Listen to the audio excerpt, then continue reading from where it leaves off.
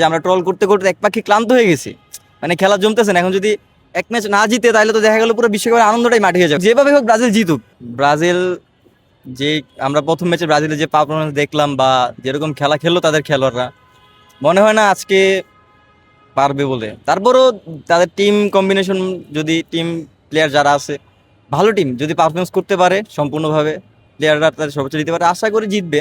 কারণ দেখেন, যদি একপাক্ষিক খেলা আমরা মজা হয়, যেমন প্রথম গ্রুপের খেলা, প্রথম রাউন্ডের খেলাগুলোতে আমরা দেখলাম যে আর্জেন্টিনা, ফ্রান্স এবং ইংল্যান্ডই জাস্ট সবচেয়ে ভালো পারফরমেন্স করলো। এছাড়া যে আরও নামধারী যে দলগুলো রয়েছে যেমন ব্রাজিল, পর্তুগাল, ওরা কিন্তু তেমন কোনো পারফরমেন্সই করতে পারলো না।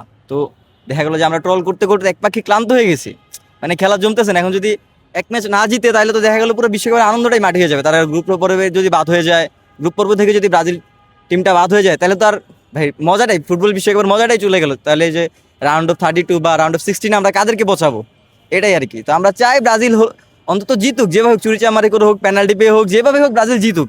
তাহলে যেমনি হোক জিতুক, বা দরকার হলে রেফারি কিনে হোক, যেভাবে হোক জিতুক, এটু তারপরও ব্রাজিল জিতুক, জিতে রাউন্ড অফ 32-তে যাক।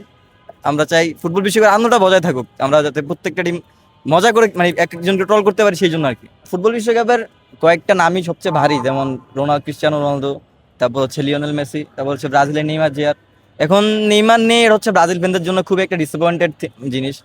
তবে আমরা মনে হয় না শুধুমাত্র একজনের উপর ভর করে পুরো একটা টিম থাকে। এছাড়াও এখন ব্রাজিলের কিন্তু টিম যে খারাপ সেরকম না, ভিনিসিয়াস আছে, আর অন্যান্য প্লেয়াররাও আছে। তারপর যদি তারা তো খেলতে পারতেছে না, পারফরমেন্স দিতে পারে। যেমন আর্জেন্টিনার ধরেন লিওনেল মেসি ছাড়া কিন্তু প্রত্যেকেই মোটামুটি পারফরমেন্স করতেছে। শুধু যে লিওনেল মেসির উপর দল ভিড় করে চলতেছে সেরকম না, মেসিকে অবশ্যই দলও মেসির সাথে সম্পূর্ণ পারফরমেন্সটা দিতেছে, সাথে পুরো দলের কম্বিনেশনও ভালো।